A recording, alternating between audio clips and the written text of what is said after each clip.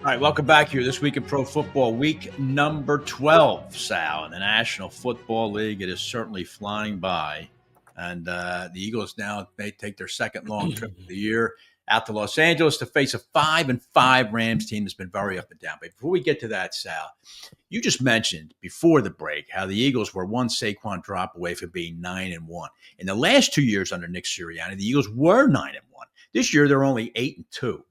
And yet it just seems, Sal, and you're way more in tune to the way the league thinks than I am. It just seems though Coach Sirianni does not get the type of respect that other coaches in the NFL get despite his record. Can you just discuss that? What do you think it is that holds him back in that regard? There is a perception about him that is just flat out wrong. And I guess some of it he has fed into. I think the turning point for a lot of people was when he was jawboning with the fans after the game in Cleveland.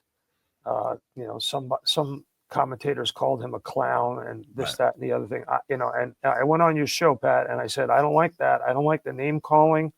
You can say that he shouldn't be doing that, but let's not call him that. Right. Let's look at his record. Okay. Yeah. It is unbelievable. He has a 42-19, 689 winning percentage, 8th best career mark in NFL history. Yeah. Ranked second among active head coaches, trailing only Jim Harbaugh. Highest winning percentage ever by an Eagles head coach.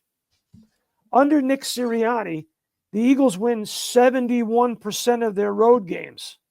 Pat, that's unbelievable. That is.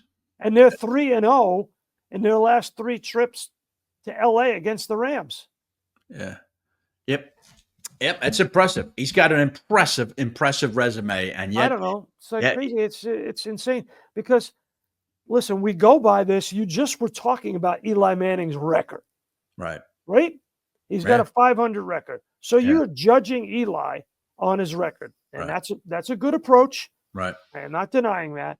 Right. But let's judge Nick Sirianni on his record. Yeah. If we're going to do one, do to the other. You got to do. I do. You can't be double-sided about that. No, I mean, he's vexing, vis-a-vis, for instance, a couple of weeks ago when he eschewed all those kicks and they barely beat Jacksonville. But at the same time, 9-1, 9-1, 8-2 to start the last 3 seasons. Okay, well, that's different. I mean, we can be critical routinely about different decisions based on what we know about the game. For sure, we can do that.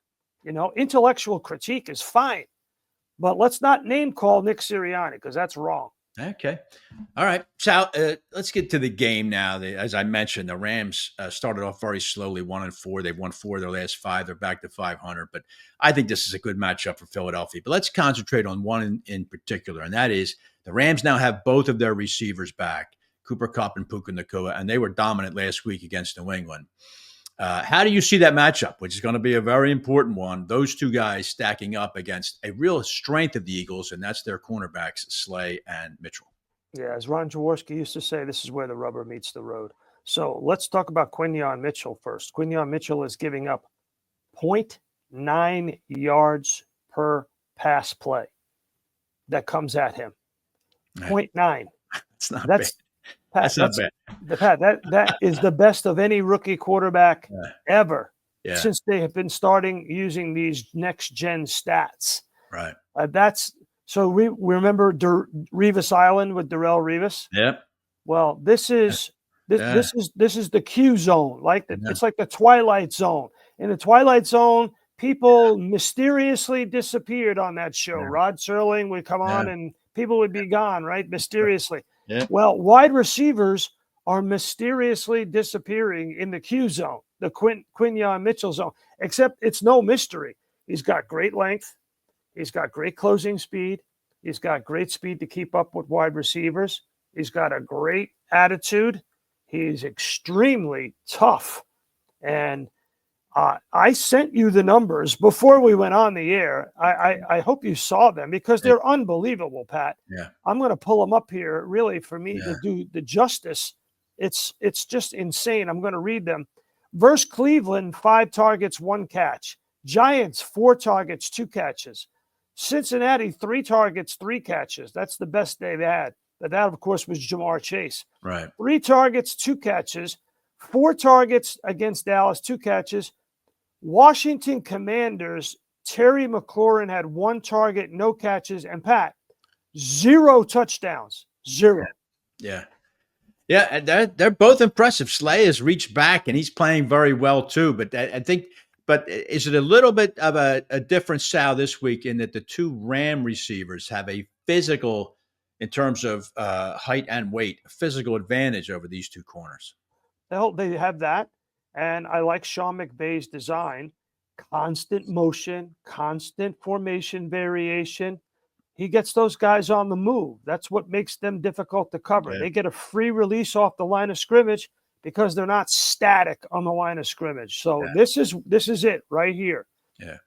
And the reason why the Eagles are playing so well defensively, it's on all 3 levels. Yeah. Right now, NFL.com has Quinyon Mitchell as the number 1 defensive rookie of the year candidate, Jared Verse number 2. And number 3 is Cooper DeJean. The Eagles have 2 of the 3. Yeah. That's pretty amazing. Yeah. And Reed Blankenship's playing well. But when you have a defensive secondary that has that kind of sticky coverage, and the quarterback like Matt Stafford has to hold the ball like he did against the Dolphins, 1 Mississippi, 2 Mississippi. Now the pass rush is getting to him. That's correct, because their offensive line is not strong. The Eagles now number 1 in the defense in the NFL, 273 yards a game. So I think the Eagles are going to win on that side of the ball, and I think, Sal, they win on the offensive side of the ball. I don't see it. I don't think the Rams front back 7 is ready for an A.J. Brown or a Dallas Goedert, even if Devonta Smith doesn't play, and he's iffy right now with a hamstring. Well, if Smith doesn't play, that's an issue. There's no question about it, I think. The Eagles struggle for a lot of reasons at the beginning of games. Yeah. And, that's a whole segment, Pat. That's a whole show. I mean, but if you want the headline, it's whatever they're doing in practice, installing game plan wise, is not computing properly with the offensive staff and with the players. And all of a sudden, what they see is not what they thought they were going to see. Yeah. They're not reading and reacting and changing things. Well, they'll be comfortable Sunday night then, Sal, because they're playing a team which has been outscored by 50 points in the first quarter so far this year. Which I don't know, Pat. I don't know. And it'll be interesting. It's another home game too for Philly. I have no doubt the Eagles will be well represented. I would venture to say there are more. I've been out there. You've been out there. You've seen what it's like. Yeah. I think there's more Eagles fans in Los Angeles County than there are Rams fans. I do. I'm not saying hyperbole. I think it's impossible. If you counted them, I think they would now. Dodgers, different story. Rams, no, I don't think so. I think the NFL was in such a rush to get 2 teams out there. Meanwhile, it's a shame for the 2 teams because they're constantly on the road, even when they're at home. But all right, so I want to look around the league here for just a minute. I only have a couple minutes left with you. And I want to posit this to you, and I know you've always cautioned me over the years what the name of the show is, but I can't resist this one. Is there any doubt in your mind, Sal, that we're heading for a championship Sunday, Eagles, Lions, Bills, Chiefs? Yeah, there's doubt, very little doubt, Pat. I think you're right you hit the nail on the head. You look at these 2 teams, who's going to challenge the Lions other than the Eagles in the NFC? Yep. I don't see it. They're not going to be the Falcons. I don't think the Vikings have enough firepower offensively. They blitz. I mean, the way Brian Flores is blitzing, if you have a quarterback that reacts well to the blitz like Jalen Hurts, that's going to be a major, major issue. Right. Green Bay, from what I saw Green Bay last week in Chicago, Jordan Love is not the same. He's not moving the same. He's throwing interceptions in the red zone. I don't see it. As for the AFC, wow. I think the dark horse is the Chargers. Yeah. How about that? Yep. I mean, they're number 1 in the league in points allowed, Pat. Yeah.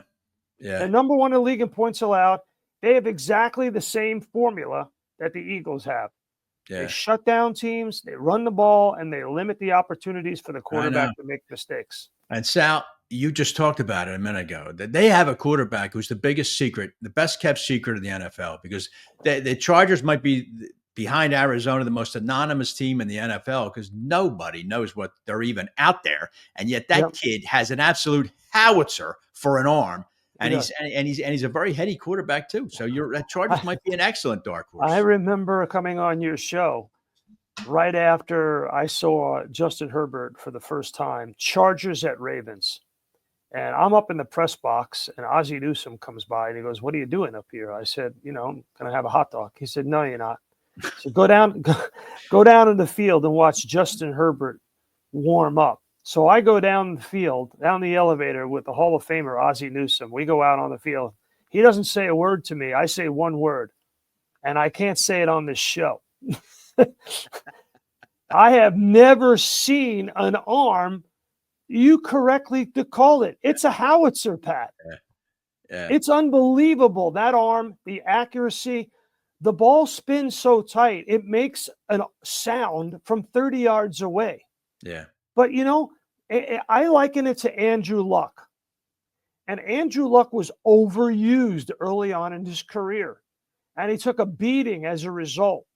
As you remember, he set the rookie record for most pass attempts with 607 as a rookie. Right. And they overused him with the Chargers. And that's why Herbert has steadily declined. And now Harbaugh brought the Michigan system over. We're going to play defense. He brought his defensive coordinator. We're going to run the ball. He said what he was going to do, and he's doing it. And we're going to limit the mistakes of the quarterback. There you go. All right, Sal, what's on the matchup show this weekend? What can everybody look forward to? We are going to feature your Los Angeles Rams, Pat Callahan. Thanks. So tune in, Pat Callahan. I'll do that. Listen, it's all about what you said. It's the matchup. Yeah. It's Puka Nacua and Cooper Kupp against Darius Slay and the Q zone. The Q factor. You better copyright that, Sal. You better get the hell out and copyright that fast. I could do the music, but then of course, JAKIB Media would have to pay a fee if I started humming the song. I won't do that to Zander and company. All right, Sal. Thanks a lot for joining me. Appreciate it. We will look forward to the matchup show this weekend. And look forward to talking to you again. Don't forget, you're joining me Tuesday next week. We'll talk some Thanksgiving football. I know you're pumped for Tommy DeVito versus Cooper Rush. Absolutely. Why wouldn't I be? I get to go home, sit on my couch. Somebody's going to bring me food and watch football. So for me, I don't get on an airplane. I don't have to go to a stadium. Nice. Pat, that's a big win for me, Pat. Big W. Sal, thanks very much for joining me, Sal. Appreciate it. Talk to you next Tuesday. All right. Sal Paolantonio joining me there. When we get back, how about we get started here, bringing this gentleman on, of course, the host of the NFL Matchup Show and the author of How Football Explains America, and that's Sal Paolantonio. Sal, how you doing, pal? Oh, Pat, I'm doing great. Love Wednesdays, Pat. Wednesdays on This Week in Pro Football. What's the promo say? You got to sit back or you got to lean in. Back or lean in. Come on. Back or lean in, okay? Yeah, Wednesday is a sit back or lean in day. You go either way, Pat, but you always got to have This Week in Pro Football. Thank you very much, pal. The viewers can sit back. I need you to lean in. So, by the way, let's start with this. Congratulations. The induction went well into the Italian-American Hall of Fame. Yes, the National Italian-American Sports Hall of Fame. We had Chicago does it big, Pat. 850 people, a Sinatra sing-along. Tony Orlando was there and had a sing-along with the audience on Tie a Yellow Ribbon. Made my wife Lynn and I tear up. It was a beautiful evening. 3 tenors sang the national anthem, and Mike Fratello was there. And the big thing was Jim Porter from the Pro Football Hall of Fame, the chairman of the Hall of Fame in Canton, Ohio, was my presenter, presented the hall in Chicago with a crystal football and a nice donation from the hall in Canton. Nice. So thank you to Jim Porter for making it a special night. All right. Well, congratulations to you. And since I brought up the Hall of Fame, there's just one little debate I wanted to have. Zander and I, my producer, were going back and forth. The final 25 list came out. And of course, you all know Sal is one of the voters. Very prestigious. Is it still 45, Sal? Is that the number? It's a movable feast, Pat, but I think it's 46 right now. I Okay, think it's 46. 46. Yep. 40, one of only 46 in the nation who gets to decide who goes in the Hall of Fame. And I see there's only one quarterback up on the list, Sal, this year, and that's Eli Manning. All right. And I appear to be of a minority opinion, which is he does not belong as a first ballot Hall of Famer. What is your take? Well, Pat, first of all, he belongs in the Hall of Fame. The question is he a first ballot Hall of Famer? And I think the answer to that is yes. There are only 5 guys who have 2 Super Bowl MVPs. They are the great Bart Starr, Terry Bradshaw, Joe Montana. They're all in the Hall of Fame. Tom Brady, he's going in, and Eli Manning. And they were all first ballot Hall of Famers. And I think Eli is in that exclusive club. And I think I have talked to you about this once before. When I was on the Centennial Selection Committee in 2020, I sat a couple of seats down from Bill Belichick. He was on the committee with John Madden, the great John Clayton, and Ron Wolf, and Bill Polian, and we had an all-star cast.